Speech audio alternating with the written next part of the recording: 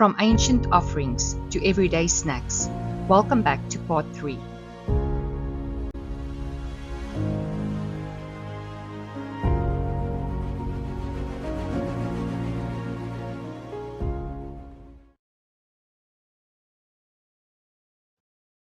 In part 3, we'll discover how fat, once burnt in sacred fires, found its way into our frying pans.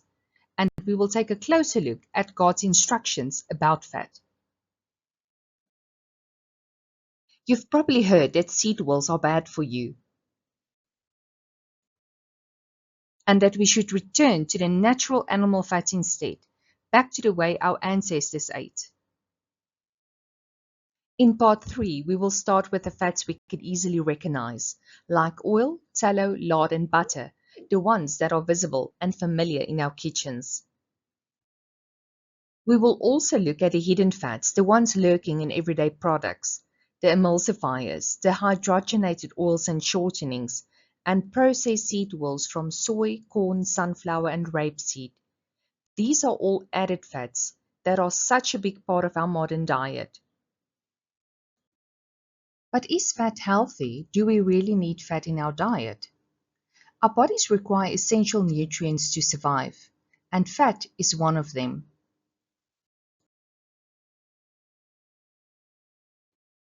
Our bodies function through 3 macronutrients: carbohydrates, that's our main fuel source; proteins, the building blocks for new cells and tissues; and fats, essential for energy storage, hormone production, and cell health. Each one plays a unique and vital role in keeping us alive and healthy. But there are different types of fat. Unsaturated fats. These fats are liquid at room temperature. Monounsaturated fats come from olive oil, avocado, and nuts. They support heart and brain health. While polyunsaturated fats comes from fish, flax, walnut, and sunflower oil and provide us with omega-3 and omega-6. These fats are mostly natural, but they can be damaged by high heat and altered through processing. The second group of fats are saturated fat. They are solid at room temperature. They are mostly from animal products like butter, cheese, tallow, and meat fat. However, they can be altered to a highly processed product. Saturated fat should be consumed in moderation. Your body can use it for energy and hormone balance, but too much may raise cholesterol in some people. Then we have the dreaded trans fats, a type of fat that are created when oils are chemically altered to stay solid for longer. It is found in processed foods like margarine, baked goods, and fried snacks. Mostly artificial, though tiny amounts occur naturally in dairy products.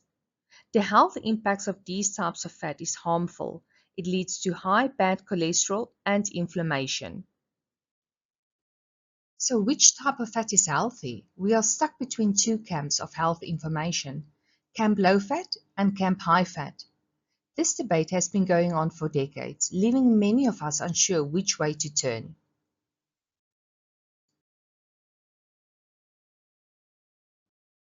Fat has undergone dramatic changes over the last 130 years, like the rise of the low-fat diet and the introduction of the food pyramid, which shaped what we eat almost like a religion since the 1900s. But where did this food pyramid came from? The origins can be traced back to KF. In the 1970s, Sweden's food prices were rising. The Swedish corporate KF wanted to help families eat nutritiously, affordable, and simple. Led by Anna-Britt Angersate from KF's test kitchen, they designed a visual tool. The base contained the cheap, everyday foods, moving all the way to the top that contained the richer, occasional foods. The food pyramid was born, and perfectly fits KF's own mission of people supporting their own businesses through supporting the corporation. Because education built trust, KF became a teacher in nutrition. Consumer loyalty grew, and members shopped where they felt cared for. The idea of a food pyramid spread worldwide. But this was not the first time that a symbol of a pyramid was used to educate a nation. In 1897, Pillsbury used a pyramid illustration to indicate the percentage of nutritive values of various foods: salt, albumin, fat, starches and sugar, cellulose and water. Pillsbury's best flour is shown to far exceed the nutrition of beef, pork, eggs and milk, and the general public believed it.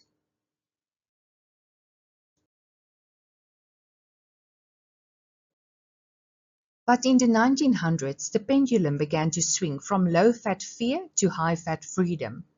While companies promoted moderation and balance, on the other side of the spectrum emerged the high-fat revolution. From Atkins to keto, banting and low-carb, even extending to an all-carnivore diet with plenty of fat. These new diets claimed that fat wasn't the enemy. It was the fuel our bodies were designed to burn. And the concept of a keto diet was not new either. The ketogenic diet wasn't created for weight loss. It began in the 1920s as a medical treatment for epilepsy. Doctors noticed that fasting reduced seizures. So researchers at the Mayo Clinic developed a diet that mimicked fasting, high in fat, very low in carbs, to trigger the same effect. It was developed by Dr. Russell M. Wilder at the Mayo Clinic, USA. What started as therapy soon became a global nutrition trend. So where does it leave us?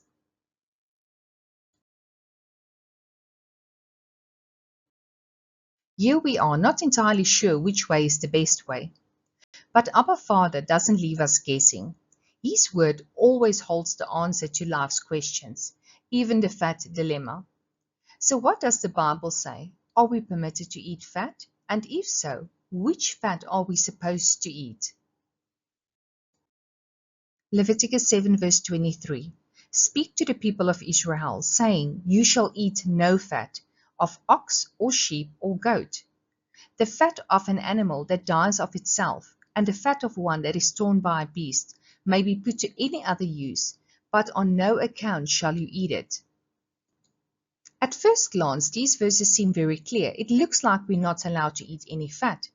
But before we jump to conclusions, let's do a word study on what the word fat truly means in the Bible. The word fat appears over 130 times in the King James Bible. While some verses, like those in Leviticus, command not to eat fat, others seem to praise or bless it, creating an interesting contrast.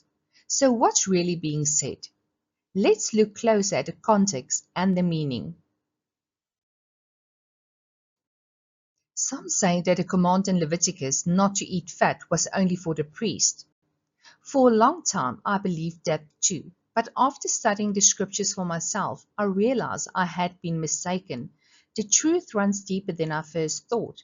Let's explore what the Bible really teaches about fat. The command in Leviticus is addressed to the children of Israel, in other words, the whole community, not only the priest. All Israelites were told not to eat the fat of certain animals. We read in Leviticus 1 verse 8, And the Aaron's son, the priest, shall arrange the pieces, the head and the fat, on the wood that is on the fire on the altar. The Hebrew word for fat here is H6309, pader, and it refers to the soft fatty covering around the internal organs, the suet or inner fat used in sacrifices. This specific fat was to be burnt on the altar, symbolizing the best portion given back to God. It's different from the ordinary body fat, shalef, used elsewhere in Scripture. Here, fat represents devotion, giving God the richest, most precious part. What is suet? Suet is the hard white fat around an animal's kidney and internal organs, especially in cattle and sheep. It's different from the soft fat found under the skin. When melted, it becomes tallow, often used for cooking or candles. In Scripture, suet, pader, was considered the choice fat, the richest part offered on the altar to God. You may have noticed tallow being promoted as a health food lately, or perhaps you are using it yourself. According to the biblical instruction, these type of animal fats were not to be eaten. These were the fats reserved for the altar and not for our plates. And lard, which is fat from pigs, or from an unclean animal that is not considered to be food and shouldn't be eaten at all. Now, I'm not here to judge or scold you. My goal is to educate myself and fellow believers on Abba Father's dietary guidance. Right now, it is promoted as the healthier alternative. Let's talk about how tallow, beef fat, can potentially help you lose weight. Check this out. What are you frying things in? Whether it's vegetables, doesn't matter. Make sure it's beef tallow from grass-fed. That is the best. Tolerates heat the best. No matter what you're doing, fry in the beef tallow. The white bits. The white bits of that's it. White bits of meat. Don't call it fat anymore because that scares people. I'm buying this. I use it for frying. Don't be afraid of this. It's not bad for you at all. There are nutrients in it. Beef fat. This is the type of fat that we've used for millennia. Our ancestors would go on a hunt, they would field dress their animal, they would cut away the fat, and then they would boil it down until it was a nice consistency. There's a bit of a beef tallow craze right now. People are eating it by the spoonful and slathering it on their face even, and part of that is fueled by Health Secretary RFK Jr., even recently going to a Steak and Shake, where they replaced their fry oil with beef tallow, saying that they were going to RFK all their fries by March 1st. We're very grateful for them for RFKing the French fries. They turned me into a verb to traditional ingredients like beef tallow. Oh, by the way, here you go. Listen, I'm not saying that tallow is a bad fat or deny that it doesn't have vitamins that is beneficial for humans. But in the world's ignorance to Abba's word, tallow and lard are promoted as healthy alternatives to seed oils. But it's not just the fat that is forbidden, it's the caul too. And the two kidneys and the fat that is on them, which is by the flanks, and the caul above the liver, with the kidneys, it shall he take away. The caul is a thin fatty membrane over the liver. Together with the fat around the kidneys, these were considered the choicest part for the altar. This shows that God distinguished specific fats for sacrifice, separating them from what was meant for human consumption. What is the caul? A thin fatty membrane that covers the liver of an animal. Have you ever eaten it? Not sure? You might have without realizing it. In South Africa, it's commonly eaten in some traditional dishes. In scripture, the caul, like tallow, was reserved for the altar, not for daily consumption.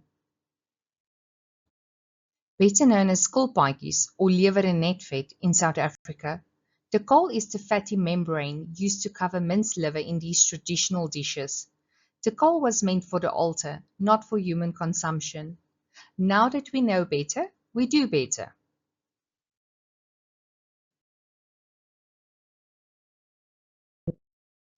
Abba Father knows exactly what the purpose of fat is. He is the creator after all. Fats store waste, which in modern times can include toxic substances. God's word anticipated today's science long before lab tests or nutrition studies. Let's hear from Professor Walter White, a doctor of zoology, specializing in nutritional physiology. Thousands, they started washing up on the beaches in pristine areas, such as, for example, along the coast, the west coast of Africa. No industries, no nothing. And the animals started dying like flies. Why? Then the people say, but these animals are undernourished, that's why they're dying. They were dying actually of pneumonia. That's what they were dying of, pneumonia. And if you look at them, they don't look very undernourished, not at all. But there are certain chemicals in the water that didn't exist in the water a few decades ago. For example, there's a chemical in the water called TBT, tributyl tin. It's a compound that they add to the paint of ships, oil tankers. It's only permitted for oil tankers, where they paint the oil tanker to keep the barnacles from growing on the oil tanker. All others must be scraped manually to clear the barnacles off. But this compound keeps the barnacles off because it's hard with the oil tanker to clear it. Now, the concentration in the ocean is very, very low. I mean, it's incredibly low. But as you go up the food chain, it gets concentrated, and a seal can actually have up to 50 micrograms per 100 grams in its fat. So what happens? The seal is swimming around, is normally quite wholesomely happy, nothing wrong with him, and the toxin is stored in his fat. And now there is a lull in the fish. Let's say for a day or two the fish are scarce, or for a few days. What does he live on during that scarcity? His fat. So he burns his fat. And as he burns it, the TBT leaks into the blood system. And when it's in the blood system, the immune system goes. Out goes the immune system. And the infectious bacteria come in, and he has no resistance, and he gets pneumonia, and he dies. So now imagine, where did they get their TBT from? From the fish that they were eating. So now imagine you start eating fish regularly. That means you get those same compounds that the seals are getting, plus the PCBs and all the other compounds that are in there. And where do you store them? In your fat. And now you're fine, because they are basically out of the way. You've stored them in your fat. And then one day, you get sick. You get a normal flu, and you're feeling lousy, and you have a bit of a temperature, and you're lying in bed, and you're starting to burn up, and you stay in bed. And you're not hungry, and you have a temperature. What do you burn in order to supply that energy? Your fat. And what happens to those compounds? They leak into your blood. And what does that do to your immune system? Knocks it out. And then you get super sick. Then all of a sudden, instead of just having a flu and a cold, you actually start coughing like crazy, and you end up with pneumonia, eventually double pneumonia, and you're in the hospital, and everybody says, you know, the bugs are getting tougher these days. No. The bugs are not getting that much tougher. Our ability to cope with them is getting poorer. Does that make sense? Our ability to cope with them is getting poorer. People that go on a healthy lifestyle and they start losing weight, they get sick like dogs. Why? Because all those accumulated toxins are entering into the body and knocking out the immune system, and they're sick, and they say, whoa, I better get back to my normal diet. The way to do it is to reduce slowly and effectively, and drink lots and lots of fluids and detoxifying liquids to wash that stuff out of your system, and then start life with clean fat thereafter. And what about the fat on my steak? Am I allowed to eat it? Short answer, yes, muscle fat is permitted. However, keep in mind our cattle don't have the luxury of moving around burning body fat. The reality is quite the opposite. They are on a scientifically formulated diet with little space, crammed in cages, and no green pastures to roam about, and sometimes injected with antibiotics or exposed to toxins. So while it is biblically allowed, it is wise to consider trimming excess fat for health reasons. Science confirms what farmers have known for decades. The better the conditions and feed for animals, the healthier will the muscle fat be to humans. If you have tallow at home, don't just throw it out. Use it to make candles or salves or soaps. Remember, it's not that the tallow from sheep or cattle are unclean. It's just not meant to be consumed as food. Unfortunately, these fats are added to most processed foods that fits a world who doesn't fault Abba's dietary food laws. And sometimes these fats are from unclean animals too. You may be familiar with a brand of vegetable shortening called Crisco. Ever wonder what the name means? The name is short for crystallized cottonseed oil. That is a cotton field behind me. The plants produce a fibrous substance with which we make our clothes, and inside them is also billions and trillions of tiny oily little seeds that nobody really had any kind of industrial use for until about the turn of the 20th century, when scientists figured out a way to hydrogenate the oil inside cotton seeds. That is, convert it from partially unsaturated fat to a fully saturated fat, and therefore make it shelf stable. Makes it so the oil can't go rancid, and it's solid at room temperature. And that's what vegetable shortening is. That's what Crisco is, crystallized cottonseed oil. At least historically, it's made with all kinds of oils today. 1900 or so, everyone used virtually 100% animal fats to cook. But Procter & Gamble figured their newer, cheaper product Crisco looked a lot like lard, so why not get people to eat Crisco instead? They launched a massive marketing campaign presenting their cottonseed oil product as the newer and cleaner cooking fat that made cheap, better-tasting foods. In 1911, Procter & Gamble spent about $5 million worth of today's money to advertise Crisco, and it became popular immediately. Just the next year, in 1912, sales of Crisco amounted to 2,600,000 pounds. That same year, in 1912, James B. Herrick published a paper on what is thought to be the first heart attack accurately described in a medical journal. You see, heart disease was actually a very rare condition before the 1900s or so. Crisco continued to ramp up their advertising, and in 1916, Crisco sales had reached 60 million pounds. When the heart stops beating, death is not in fact instantaneous. In 1924, heart disease was rising, and the American Heart Association, the AHA, was founded but remained quite small and poorly funded for quite a while. In 1945, soybean oil reached 1.3 billion pounds produced, overtaking cottonseed oil as the leading edible oil in the United States. In 1948, the American Heart Association finally got its big break when Procter & Gamble, the makers of Crisco, designated the AHA to receive the $1.7 million from Procter & Gamble's radio contest. And as the American Heart Association's own history book reads, it says, and overnight, millions poured into our coffers. Heart disease was still on the rise, and in 1955, President Dwight Eisenhower had a heart attack, and the public was painfully aware of just how big a deal heart disease was. Then, just 6 years later in 1961, the American Heart Association had the answer to heart disease. The AHA recommended everyone to replace saturated fats like those found in animal fat with the polyunsaturated fats like those found in vegetable oils to prevent heart attack and stroke. It's 94% unsaturated. No oil is lower.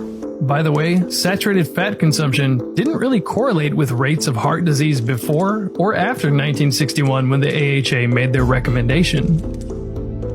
And remember, we ate close to 0 grams of polyunsaturated fat-rich vegetable oils before 1900 when heart disease was rare.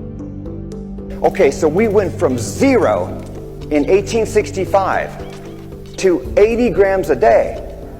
Now let me just say, this is an infinite increase in vegetable oil consumption. That makes this the single greatest change to nutrition in all of history. I don't think anything else can even begin to compare. A third of our diet is coming out of factories that make these oils. Another big contribution was the fact that Crisco was palatable in the sense that there was no fattiness to a pie crust. And that was just the beginning of designer foods that are palatable and felt good on the human tongue. 100 years later, and we are doing exactly that, eating fried foods 7 days a week. When I was a little girl on Butcher Holler, I used to love to watch my mommy fry up that Sunday chicken. Tasted really special. So now, when I fry chicken for my family, I want it to taste just as special. So I use Crisco. Crisco makes my chicken taste like Sunday afternoon, with none of that greasy taste. You give Crisco a try. Ain't nothing better. Hey, save something for me. Digestible or vegetable Crisco. Crisco will do you proud every time. Just because hydrogenated oils are less popular compared to seed oils, it doesn't mean you don't consume it any longer. Pause to read and take a look at a list of E-numbers that potentially contain hydrogenated oils.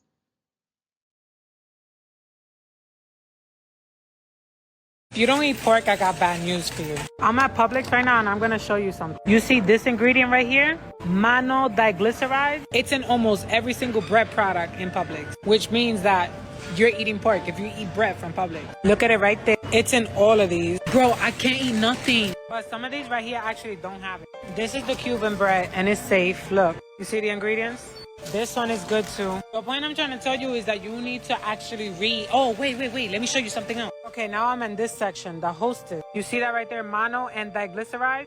See right here, it says it can be derived from plant sources, including pork. Ew, are not going to tell you if it's actually from plants or pork. More than likely, it will be from pork. And the crazy thing about it is that it's not just bread, it's cakes, it's cookies, it's crackers. Y'all really need to be mindful when y'all start buying a whole bunch of this stuff, especially if you don't eat pork. Chick-fil-A's bread got it. Burger King's bread got it. Wendy's bread got it. The only one that I saw that didn't have it was Five Guys. But it's insane. What are mono and diglycerides? Mono and diglycerides of fatty acids are the most common emulsifiers used in food manufacturing. Mono and diglycerides can attach to both oil and water and are used in products such as margarine, ice cream, mayonnaise, salad dressing, and low-cost cooking spray. Are mono and diglycerides kosher? Mono and diglycerides are highly kosher-sensitive ingredients because the main ingredient, triglycerides and glycerin-1, can be derived from animal fat, or even processed, stored, or transported on the same equipment as other animal fat. Any product containing mono and diglycerides should only be purchased with reliable kosher certification. Many products that use both oil and water that would separate without the addition of an emulsifier can use mono and diglycerides. A classic example is peanut butter. Natural peanut butter does not contain an emulsifier, so the peanut oil naturally rises to the top. By adding an emulsifier, as is done with most peanut butter, the oil remains fully incorporated in the peanut butter. Another popular use is in baked goods. The mono and diglycerides improve the gluten bond in the dough, so it can rise higher and increase the volume and softness. Another advantage is that the combinations of mono and diglycerides with the starch in the food slows the natural hardening of the starch, extending the freshness and the softness of the product. But not all E471 is animal sourced. When a product contains E471 or is labeled mono and diglyceride, check for the kosher sign. If you can't find the kosher sign, look for indications like the vegan logo to confirm that the mono and diglycerides are plant-based. You might have heard of this weird ingredient called mono and diglycerides of fatty acids, which exists in so many different food products like whole wheat bread, protein shakes, etc. So why are they so bad for you? A research experiment from 2024 involving 92,000 adults studied over a period of 6 years found that a higher intake of this particular ingredient was correlated with a higher risk of certain type of cancers like breast and prostate cancer. So watch out for this ingredient because I promise you it's in a lot more products than you think it is. When we are presented with fat for our diets, the food industry's main supply comes down to two choices: seed oils that is supposed to be heart healthy, or tallow that is biblically not meant to be eaten. If you took a canola oil and you followed it through its life cycle, you take the canola, they put it in this high pressure press. When it comes out, it's gummy. So now I have to degum it. What do they use? Hexane. Hexane's a neurotoxin. So they use hexane to degum it. Now you have this degummed, hexane-laden oil, and they take that oil and they heat it to 400 plus degrees. That turns the oil rancid. So now it smells and it's rancid. How do they get the smell out of it? They deodorize it with sodium hydroxide. That's a massive carcinogen. And then they bleach it to make it clear so it looks pretty on the shelf. They put it in a plastic bottle and then they stick it on the shelf. And then they say it's heart healthy. It's absolutely disgusting. The actual seed oil itself is not bad. It's industrial processed seed oils. And now my mom, the world's greatest chicken fixer, thanks to Wesson Oil. Hit it, Mom! If you could see through yours like I can see through mine, well then you'd be frying chicken just as light as mine. Light, because each drop of Wesson is filtered 24 times to make Wesson cook as light as it looks. Just wait till they taste your chicken. It's the see-through cooking oil. Wesson cooks as light as it looks. What is the purpose of using seed oils in processed foods? Well, seed oils are used everywhere because they extend shelf life, add texture and mouthfeel, and they are much cheaper than butter, olive oil, and avocado oil. The problem with avoiding seed oils is that it's not only to stop frying our foods in it, It's not that simple because seed oils is found in almost every other product on the shelves. Did you know that when you go to a restaurant and you order French fries, onion rings, fried chicken, or the chips that you use with salsa, did you realize that the oil that they fry it in is reused up to 100 times? It's heated 100 different times. Do you know how much oxidation that creates? Do you know how many free radicals that's going to create in your body? Do you know how much inflammation it's going to create and problems with your brain and your nervous system and your heart? These seed oils like canola, corn, soy, and cottonseed are very inflammatory, especially if you keep reheating them over and over and over again. The half-life for the seed oils are like 2.5 years. These inflammatory oils literally get stuck in your cells for 2.5 years. This is what we call a double bind or catch-22 situation, when you are to choose between two options, both with conflicting medical and health reviews. Seed oils are promoted as a healthier alternative to saturated and trans fat by various health organizations, government bodies, and the food industry, both worldwide and within South Africa. This promotion is largely based on dietary recommendations that favor unsaturated fats. Would it surprise you to know that almost every country now have a Heart and Stroke Foundation that is in a symbiotic relationship with the oil producers? Companies like Williton are a key sponsor for the Heart and Stroke Foundation, and Williton Oils in return pay license fees to add the Heart Health logo on their products.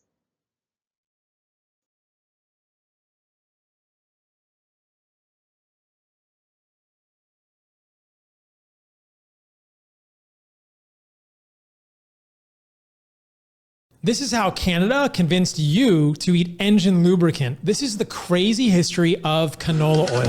Canola oil is derived from the seeds of the rape plant. It's rapeseed oil, and it was originally developed in World War II to lubricate ships and steam engines because the oil sticks to wet metal. Now, during World War II, the United States needed to build a lot of ships, and we didn't really have enough of this rapeseed oil to lubricate the parts that were going to get wet. So the US government asked Canada to increase their production of rapeseed oil to help with the war effort. But at the end of World War II, demand for this rapeseed oil dropped precipitously, and Canada needed to find a way to keep selling something it had put so many resources into producing in high amounts. The problem for Canada immediately after the war is that this unmodified rapeseed oil is toxic for humans, containing significant amounts of a monounsaturated fat called erucic acid, which seems to be damaging for the heart. But in 1980, scientists finally succeeded in genetically modifying the seeds from these rape plants to make their oil significantly lower in erucic acid, and canola oil was born. Canola is actually an acronym that stands for Canadian Oil Low Acid, and today it's one of the most highly consumed oils on the planet, and especially in the United States. And if you listen to mainstream health authorities or the American College of Cardiology, they'll tell you this oil is healthy for you, but I beg to differ. There are multiple studies in both animal and human models showing clearly that seed oils like canola oil are harmful for us. Now available, Surrey Sunflower Oil, your gateway to a healthier choice. Made from 100% pure sunflower seeds, it's the perfect companion for your kitchen adventures. Say goodbye to trans fats and cholesterol. Surrey Sunflower Oil is your ticket to a heart-healthy lifestyle. Make the smart choice for your family's well-being. Surrey Sunflower Oil, pure, healthy, and absolutely delightful. Surrey Sunflower Oil, nourishing lives, one meal at a time. Choose health, choose Surrey. Did you catch that? Your gateway to a healthier choice. God spoke everything into existence by His words, and the adversary loved to use words and symbols as well. Yes, I know, it's a sunflower. A sunflower was created by Abba Father, but the enemy loves to pervert the Creator's creation. I can't help to notice the clever wordplay and symbols associated with seed oils.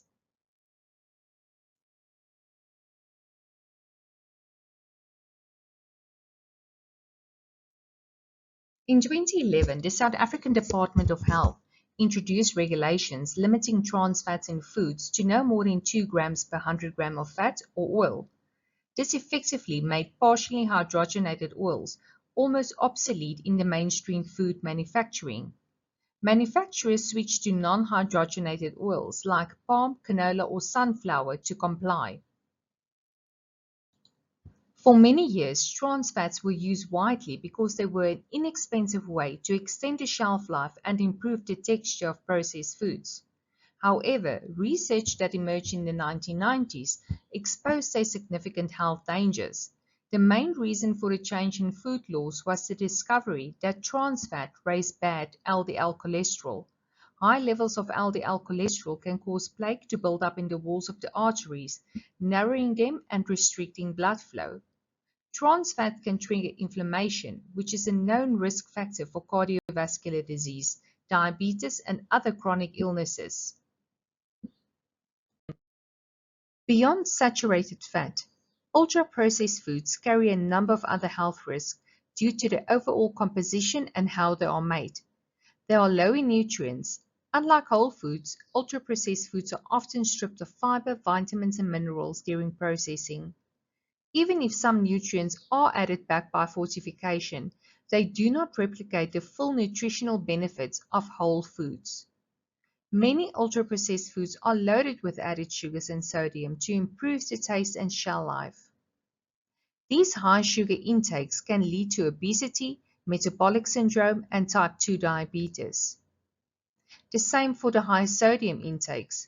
It can contribute to high blood pressure, increasing the risk of heart disease and strokes. Many processed foods contain refined carbohydrates that are rapidly digested, causing spikes in blood sugar and insulin. This is linked to a higher risk of type 2 diabetes. And ultra-processed foods often contain artificial chemicals, such as coloring, flavorings, and emulsifiers. The long-term health effects of some of these additives are still under debate, with some evidence suggesting they can disrupt the gut microbiome and cause inflammation. In 2011, the South African Department of Health introduced regulations limiting trans fats in foods to no more than 2 grams per 100 grams of fat or oil. This effectively made partially hydrogenated oils, the main source of industrial trans fats, almost obsolete in the mainstream food manufacturing. Manufacturers switched to non-hydrogenated oils like palm, canola, or sunflower to comply. For many years, trans fats were used widely because they were an inexpensive way to extend the shelf life and improve the texture of processed foods. However, research that emerged in the 1990s exposed their significant health dangers.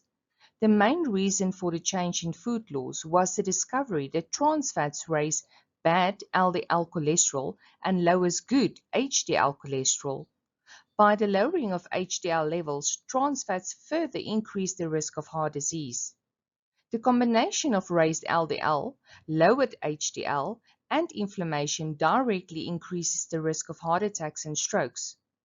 While not the main reason for the bans, other health risks has been associated with trans fat intakes, like diabetes and some types of cancer. What about natural trans fats? They are very small, naturally occurring amounts of trans fats in meat and dairy products from ruminant animals like cows and sheep. However, you should not be worried about these. They are very low in concentration. Naturally occurring trans fats, such as fascinic acid and CLA, make up a very small percentage of the total fat content in meat and dairy, typically 2 to 5%.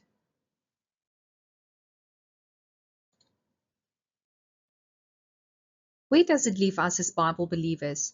On the one hand, we have highly processed seed oils, and on the other hand, we have animal fats.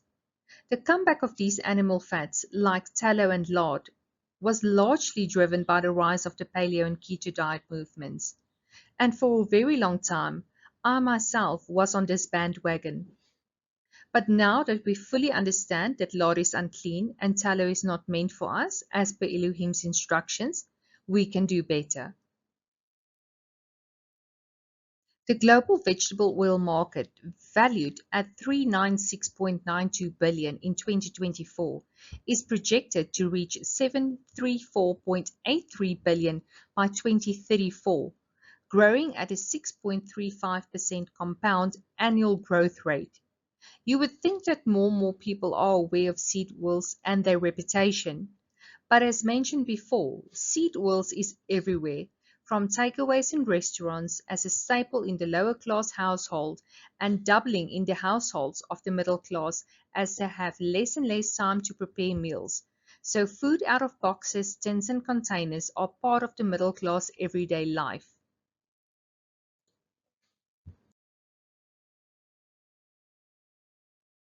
But Abba Father is not a God of confusion, and we can always trust His word to provide us with answers.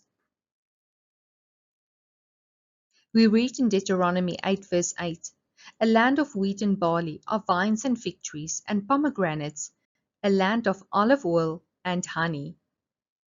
1 tablespoon of olive oil every single day can help your heart in many ways. It can help reduce the risk of heart attacks, helps your cholesterol, helps support the inside of your arteries by reducing inflammation, as well as lowering your blood pressure. Plant-based chemicals in olive oil called polyphenols can help you also reduce your risk for a stroke, as well as thin the blood to a certain point where you're not developing these clots. When does fat make you fat? Okay, so toxic fat makes you fat. What is a toxic fat? So our canola oils, our cottonseed, corn oils, soybean oils, partially hydrogenated oils, vegetable oils, highly processed sunflower and safflower oils. Those are the biggies. Those are toxins. Those oils, your body doesn't know what to do with. So it's putting it around your belly. It's putting it in fat. So stop giving it to your body, because when you give it to your body, the body's so smart, it's like, I'm just going to go store it over here. If I come over and I do now avocado oil, olive oil is like the hero oil, even some MCT oil, or even some of the nut oils like walnut oil, or some seed oils like sesame seed oil. Your body knows what to do with that. It knows how to integrate that. It doesn't cause cellular inflammation. And so it'll kill hunger. It's going to help nourish your brain. It's going to stabilize your blood sugar. You need these oils to make hormones. So totally different beasts. One makes you fat, and the other one actually will make you healthy and can actually help you lose weight because it kills hunger. I look at the fats that God made. We've got avocado, we've got coconut, nuts and seeds. They're an excellent form of fats. And then we look at history, and historically there are two fats that were made from the flesh of the plant. So they were easily extracted in a woman's kitchen, and that is, depending on where you lived, if you lived in the South Pacific Islands, it was coconut oil. If you lived in the Mediterranean, it was olive oil. If you lived up in Alaska, up in Canada, it could be seal, it could be fish, and a lot of the northern European countries like Sweden, say Scandinavia, it was usually dairy fats like butters. So we now know that today the cows aren't healthy, so the animal fats aren't the best fats. So what are the dangerous oils? The worst oils you can take are the altered polyunsaturated fats. So the very word poly meaning there's lots of empty spaces on the molecular structure of the fat, which means that when these oils are extracted and they're exposed to light, heat and oxygen,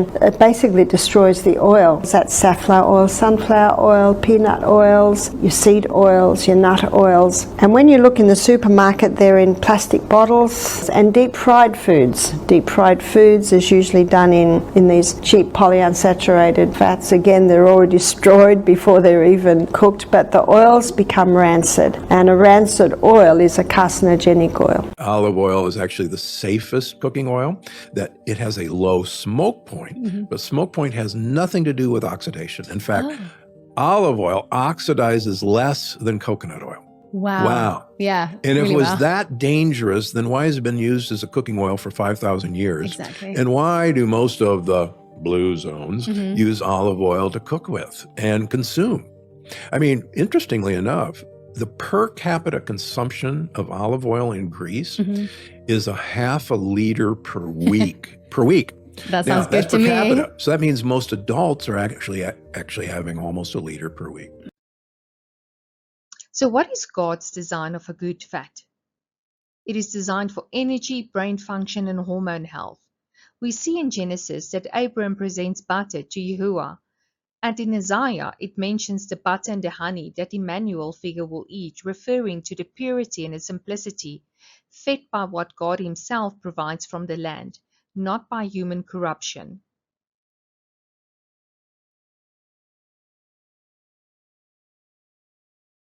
But take note, even with butter and olive oil, we have counterfeit products.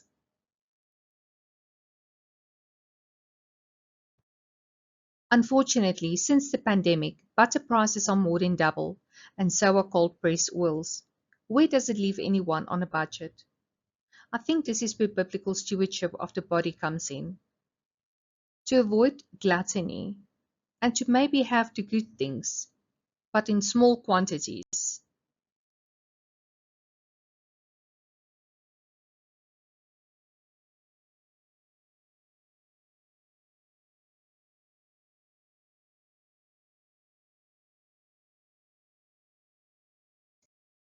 Let's look at some practical takeaways. Shop smart. Shop for whole foods with minimal ingredients on the labels. Nut butters are a great fat addition to your diet. When you shop for peanut butter, choose the brand with only one ingredient, peanuts. And remember, you can always add your own salt or a little bit of honey to your taste. Buy your cold press oils from African Oils. They have a huge variety of healthy seed and nut oils to choose from. And remember, when you cook at home, you control the ingredients. And don't forget about coconut and ghee. They are very high in saturated fats, which makes it more stable to cook with. Olive oil has the longest shelf life of oils. A high-quality olive oil can have a shelf life of 3 to 4 years if properly stored. And remember to rotate your oils. For more food hacks, food preserving, and preparation short videos, visit my playlist on my YouTube channel.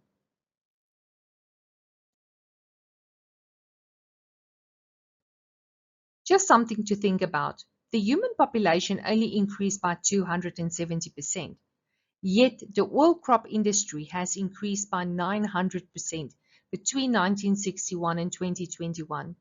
72% of these oils are for human consumption. The World's Health and Agricultural Agencies promote seed oils as a major dietary fat source, even though they are aware of the environmental strain tied to the large-scale production, including land conversions, loss of biodiversity, and sustainable challenges. This is part of the bigger agenda. The UN and the WEF, the Sustainability Goals of 2030, push for lab-grown synthetic insect fats. They want to control the food supply through patents, framed as eco-friendly, but the reality is corporate control.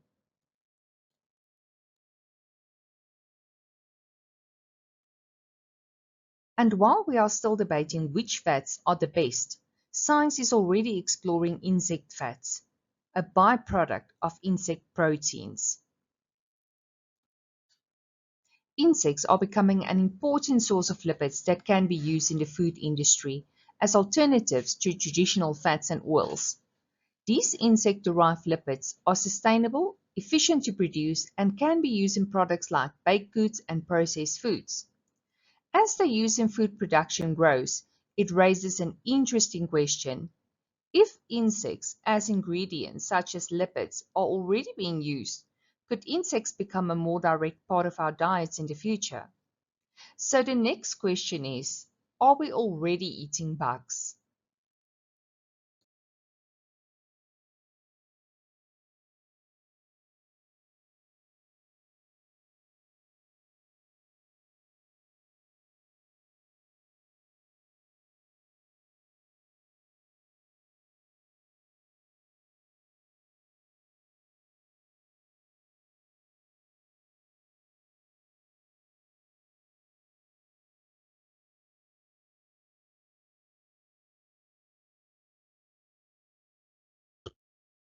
Is this what our food will look like?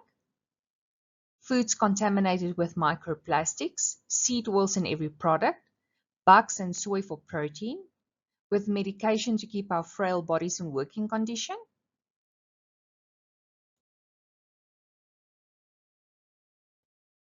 The parable of the 10 virgins reminds us that oil carries meaning beyond the physical.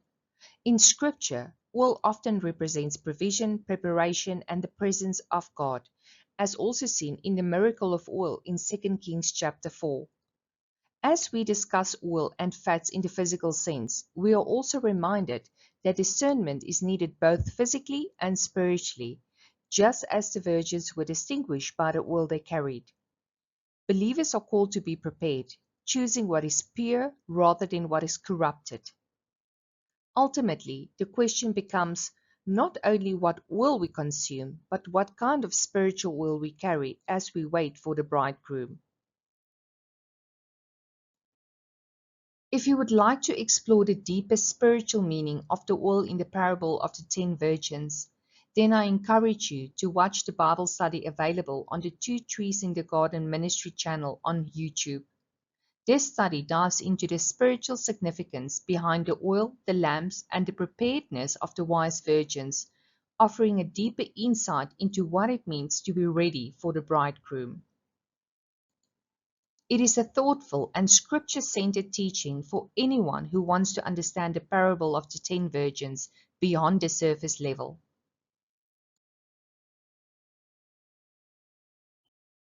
Meet me in part 4, where we will explore insects as part of our diet. 2 billion people globally eat bugs, and in Western countries they are consumed unknowingly as an intentional ingredient added to our foods. We have a responsibility to care for our bodies, the fleshly temples we have been given.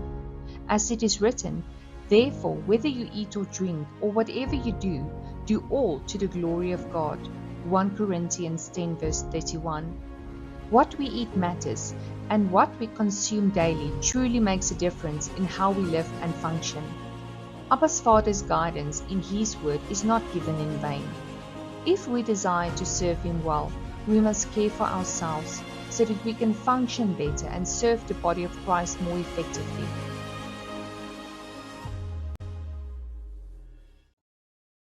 Shalom, sweet friends. Until next time.